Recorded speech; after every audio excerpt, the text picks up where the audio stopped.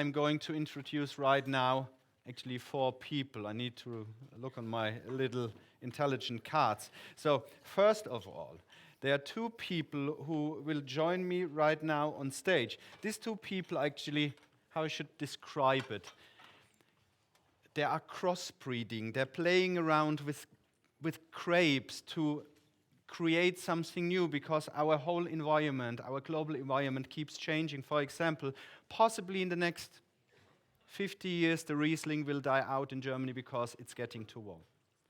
So, beside that, I will very soon introduce also a German winemaker, and this was the wine you just tried from the family Graf, and also somebody, how I should describe him. Martin Buchholtz. He is somebody who connects the dots in between, or who creates lines in between the dots and connects peoples. And his company is actually called Harte Liebe, where he gives also, unexperienced customers, people, the possibility to experience wine in a completely different way. Therefore, I would like to introduce you right now to the 2 crazy guys. My cards are also crazy. To 2 crazy guys. The names are Valentin Blattner, Jose Maria. These are the guys who are playing around with the grapes. Then Jürgen Graf, who is the winemaker, and Martin Buchholtz. Welcome on stage.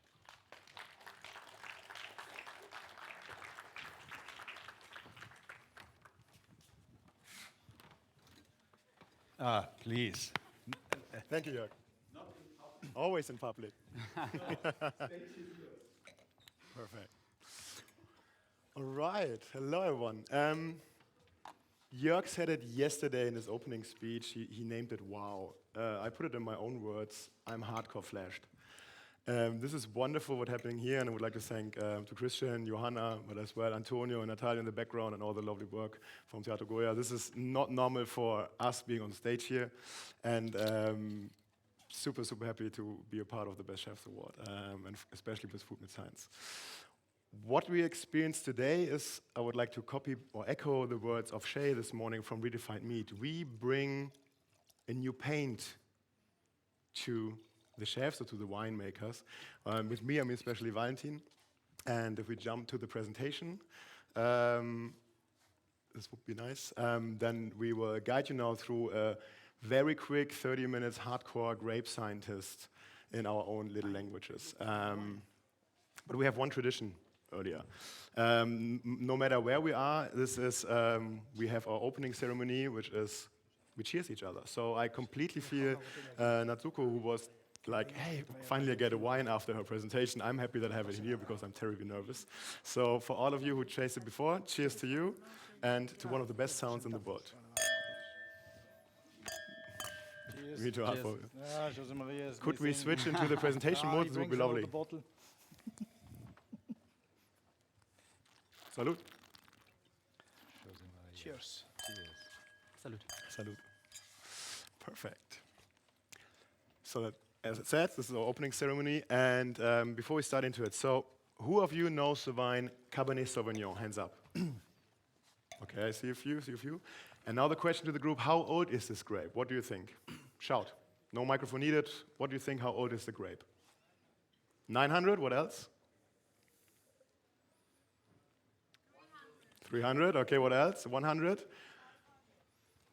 We are all not quite sure what is old. What is something between 400 and 500, so late 17th century, 18th century, in between, depending on which source you have. But this is what is in our glasses normally. This grape, the white one, is 10 years old. And that's what we bring, or what you tasted in the part of it. So in 1982, I was not even born. Valentin, our grape scientist, said, like, we need to stop the poison.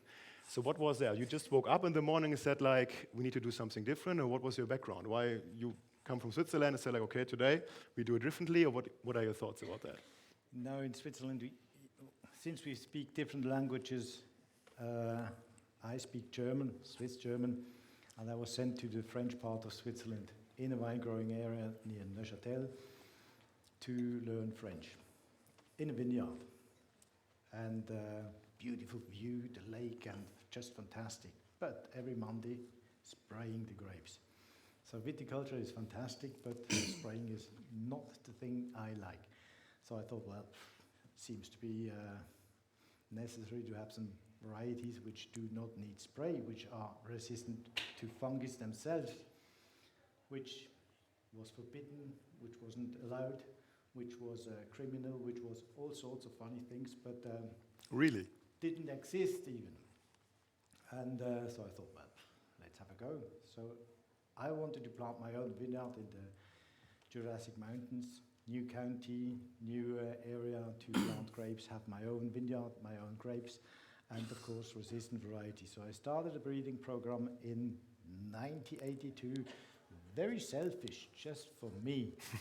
And I created a few varieties which grow very nice in the County Jura, Cabernet Jura, for example, or Sauvignon Soyer, Ravel, a few varieties which did the job. And I had great time having viticulture without too many problems. And then all of a sudden, a lot of friends came along and can you do something for us as well? And at the time I was working in New Zealand, and I thought, well, not a bad idea to make some varieties for other countries too. And we started a New Zealand program to have the Sauvignon Blanc resistant.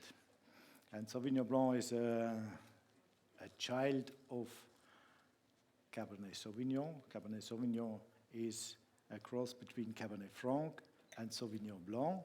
So the grandmother of Cabernet Blanc is Cabernet Sauvignon, Cabernet Franc.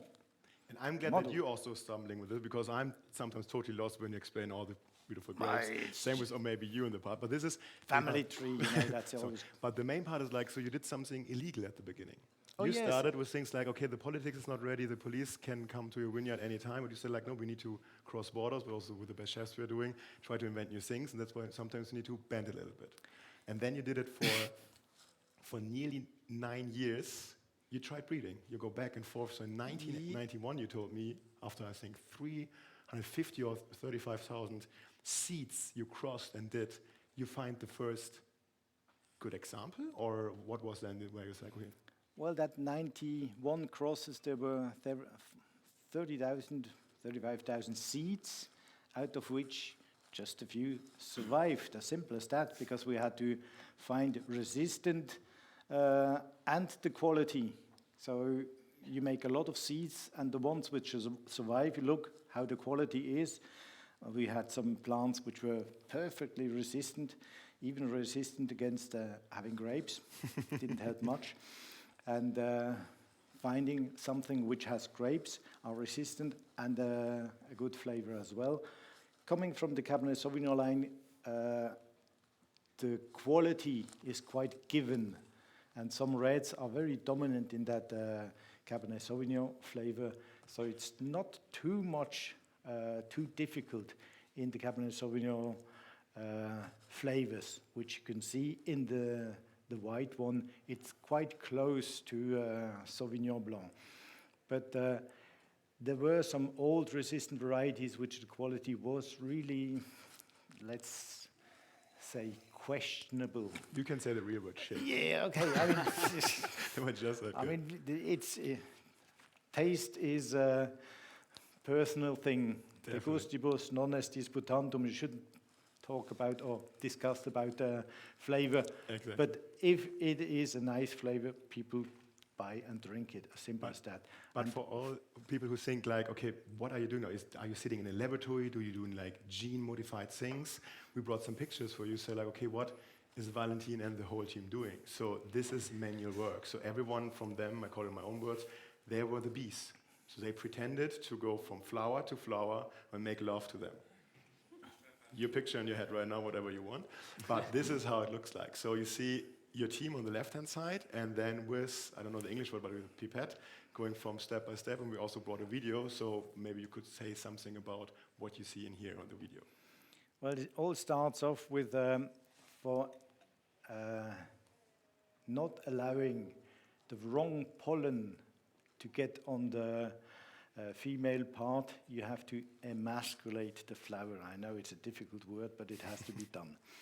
Otherwise, the flower does self-pollinate. It's not funny.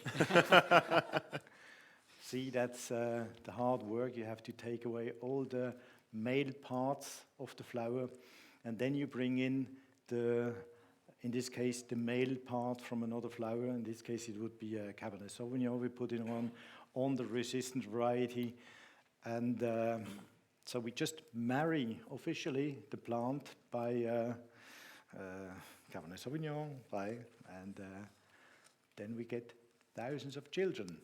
And of course, not all of them do the job. Marilyn Monroe said to Einstein, let's have children. I bring the beauty and you bring the intelligence. Depends which way it comes out, so you have to be careful. And it's the same in this case. Some of them, as I mentioned before, have the resistance but a bad flavor, and others do not even have fruit, and others are not resistant. And that's the tricky thing to select 30,000 seeds. And that's unbelievable, because I'm getting crazy when I need to read a book, and sometimes I fall asleep, and you do this for 10 years, sometimes 20 years. So 1989, you find the first 4 final plants. Like, okay, this is something now we can work. So nearly 20 years need going into this one. And just to show you what is the difference, what he's dealing with each day, it looked like this. So this is the whole, so he played the bee the whole time, and then this comes up, and this is exactly the same grape with different genes inside. But the first 2 rows, nothing grows. But this is experimental part, and behind that it looks pretty good. You see the big leaves, you see the grapes behind it on the right-hand side. You see exactly next to each other, the one which is get poisoned by the mildew, so that really you cannot use it for the house anymore. Eaten by the mildew. Sorry, eaten by the mildew. Thank you very much. But you can explain it much better than I. So this is how wondered are you? It's like exactly next to each other. So like, okay, now it works out. Well, that's call it selection. That is nature. That's what usually nature is doing it itself.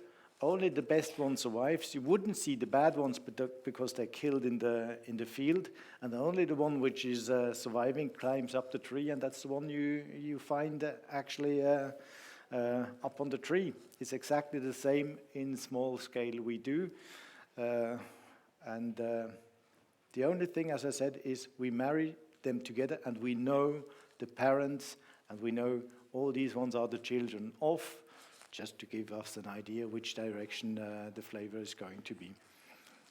And then we have 2001. Well, of course, first you have to do the seeds. You have to plant out the seeds. You have to do the selection, which is done in just about 2 years. But then you have to plant the first plant out in a vineyard and make the first wine. And then usually we taste it with wine growers, with some friends, and they say, ooh, that's a goodie. So we plant that. So a wine grower plants a vineyard with that, all the wood from that plant, so all the same genetic. And if it makes still a good wine after 3 years, the grafting company grafts bigger quantities. And then in the tasting with viticulturists, wine growers, and even consumer, the decision is, that is a goodie. And then it goes further, and more plantings are being done, and then you have to apply for getting it signed into the paper of, well, that's not my business. That's the others. I'm just doing. But this is the beauty of it. So let's say you create the concept car. You say like, okay, what kind of seed, what kind of grape I finally have, and then you hand it over. In this case, to Jürgen. So your phone was ringing, and it was Valentin said like, okay, you would like to plant a new grape, or how did this happen in 2001? He was showing up at the doorstep with a bottle of wine and said, "Hey, do you want to create something new?" Más o menos. No, it's very difficult to decide what you're going to plant for the future, right? I mean, 2003, that's almost 20 years ago. quickly to our background. I'm coming from a small family winery in the southwestern part of Germany, in the Pfalz area, which is the second biggest wine growing area in Germany and the biggest growing Riesling area in the whole world. And when we talked about climate change, which was also a topic almost 20 years ago, but not as loud as it is today, right? And my great-grandparents would tell us that they would harvest the Riesling in November, early November. And we already, like 20 years ago, we started harvesting the Riesling a month earlier, like mid of October. And even now, 20 years later, we are harvesting the Riesling this week, yeah, which is in the middle of September. So they can also see how nature is developing and how the climate is changing. So when it comes to this, when you start planting a field, a vineyard, you need to have a very long perspective because you have to calculate 35 years minimum before a vineyard is going to be amortized. Amortisiert is the German word, sorry. So when he showed up 2003, actually it was not Valentin who showed up, it was the multiplier of his great invention. It was Volker Freitag, which is a grape school, we call it, where we buy in the plants and then we put them out in the fields. And he said, hey, listen, we have a change and we have something that can possibly sustain this. Would you like to try it? And of course, when you're sitting there and you just get a number and don't even a name of the variety, you say, oh, well, okay, why not? Let's try it. So our winery was one of the first 3 wineries in our valley, in the whole world, I would say, who start planting this beautiful variety, so-called Cabernet Sauvignon, out of the intention to Cabernet Blanc to get into a better future, a more sustainable future. But just bring a more tasteful future. Some perspectives to it. So how often do you create, or someone like this comes to you? Is this like every Monday you say like, okay, we build a new grape and put it in the plants, or? Well, 20 years ago it was very unique, one of a kind, right? Nowadays Valentin shows up almost every year with new bottles under his arms, yeah. No, but 2003 this was world new, yeah. He came with a plant that just had a number, not even a name, said, hey, do you want to try it? And then you needed 5 years to make a wine out of it. Yes. So I'm not an expert at all into this one, but 5 years sounds like a little bit of time. No idea what you feel, but in my imagination, it's like you build a new wine, you get it, next year it's good. What did you do 5 years? You just celebrated in the cellar, you did a party, or what did you do with the grapes? Well, as we heard already, it takes a long time to develop such a new variety, a new grape variety, right? So I think 5 years is not even that long, to be honest, yeah? When we start planting the plants, it takes them some time to give us the fruit that we wanted to and that we can also vinificate, actually make wine out of it in the process, yeah? And that can take easily 3 to 5 years to make this process. So in the first 3 years, which is very characteristic of this grape, is doing the blooming process. Not all of the female found the male. So there is, when you see also the grapes, it's a very loose grape at the end of the day, right? So it takes some time till the plant is fully developed and till we have the amount to harvest and we can actually create a drinkable wine out of it. And this was also the other side of the page, yeah? Think about it. There is a guy showing up like Valentin on your doorstep, say, hey, there is something new. Do you want to try it? And you say, yeah, of course. But you have quite no idea in which taste it should go. It's a new variety. Of course, you get some ideas, you know, Cabernet Sauvignon, Sauvignon Blanc is a bit in the role. But you also need to figure yourself to vinificate a wine that you guys like it. I mean, we don't produce just the wine for us, but we produce it for you, that you have like a wonderful taste and a wonderful wine. And this takes some time at the end. And this is one of my favorite pictures because normally when you're getting older, you get less hair, but with you it's different. So that's a good one. So this is with your brother together, the first time you tried it. And this was 2008 with the first drinkable wine.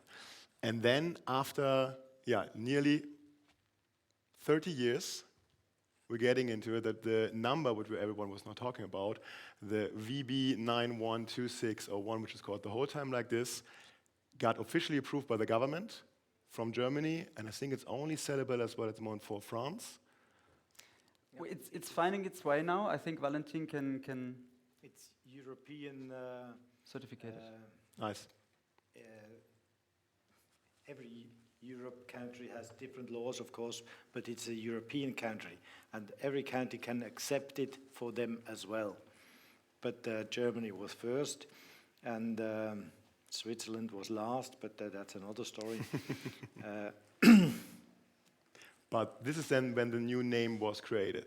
And then when you put it on your list, and this is how it looks like, what you all tasted during the coffee break and potentially also later on as well. And you mentioned before you would like to bring these grapes as well to other countries. You talked about New Zealand, Valentin, and then before we're coming to this one, would like to give you a little summary. So what is this all about?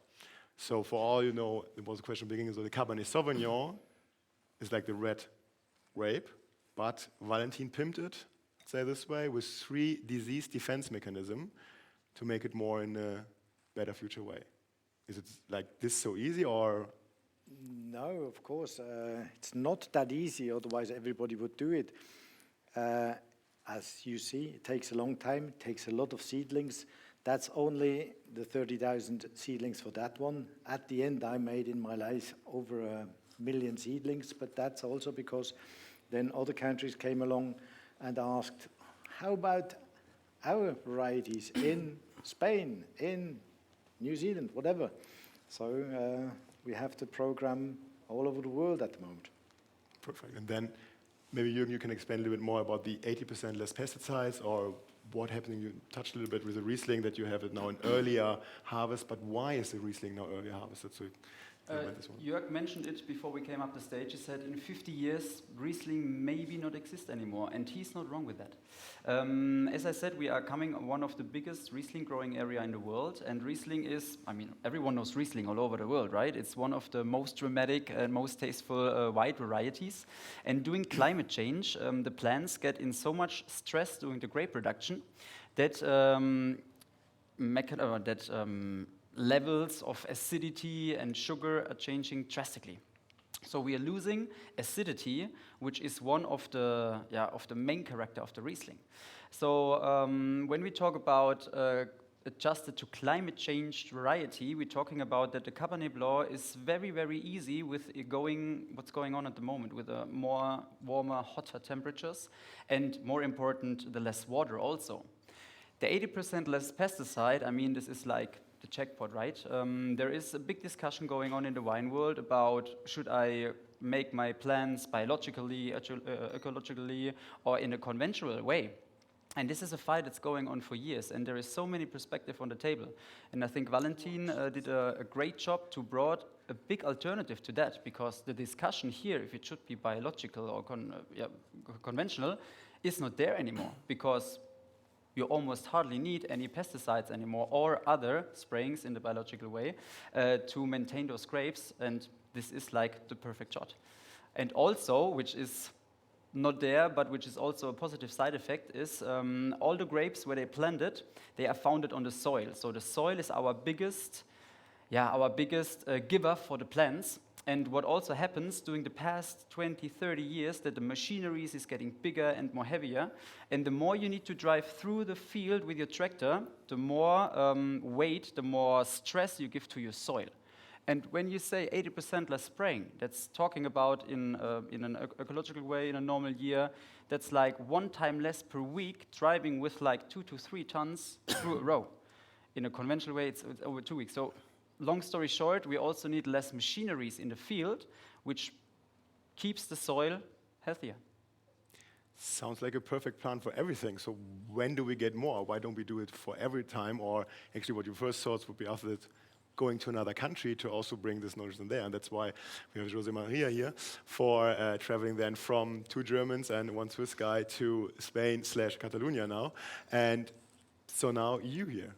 2012, we restarted it again. So now with the winery Alberti Neuer. And can you tell us something? When did you meet Valentin? How this came up? And when did the whole lovely testing and breeding and testing and breeding starts again? Okay, we choose Valentin Blattner because 10 years ago we started with the project because we was looking for some resistant varieties. We started to work in resistant varieties 20 years ago with Dr. Pierre Basler. We know these varieties in France with this doctor, which is from Switzerland too. And we start to test some ones, but not from our vines, not the sons of our vines. It was international varieties. And finally, we looked that we need to open our varieties to this possibility. And then we contact with looking for people who could do this job. Only Valentin Blattner was available for this and was one of the big masters in the world. Then we propose him the project and we start. And since today, we made more than 350,000 crossings of varieties with our local ones, the Macabeo, Xarel·lo, Parellada, Tempranillo, and Garnacha. Today we have more or less 10% of this, which is resident. More or less is 3,500 varieties, which is resident. But finally we will finish with more or less 10 or 20 maximum varieties. It means less than 1 per thousand. But the results, they are there.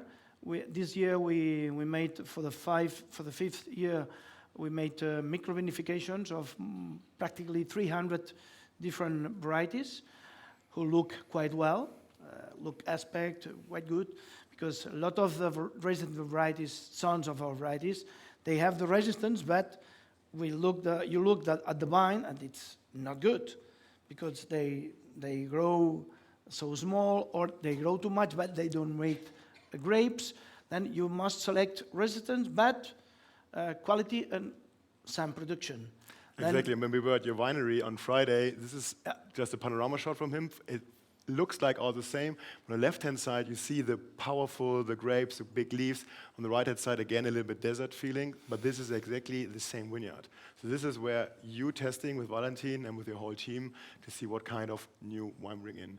And then you created the Bellat. Well, the Bellat is the first, one of the first generations of the crossings was made maybe 50 years ago, not by us, but we meet this grape in a project we had before this project of research of creating new varieties. We had one looking for resistant varieties in the nature, in the forest, in all vineyards, because we thought in the nature could have someone which was resistant. Really, we choose the Bellat, but it was not an old variety. It was a hybrid from the first generations who was planted when the phylloxera came here, more or less 150 years ago, and they rest on our vineyards. Then we recuperate them, and is one of the first generations of crossings. But really, it's an exception.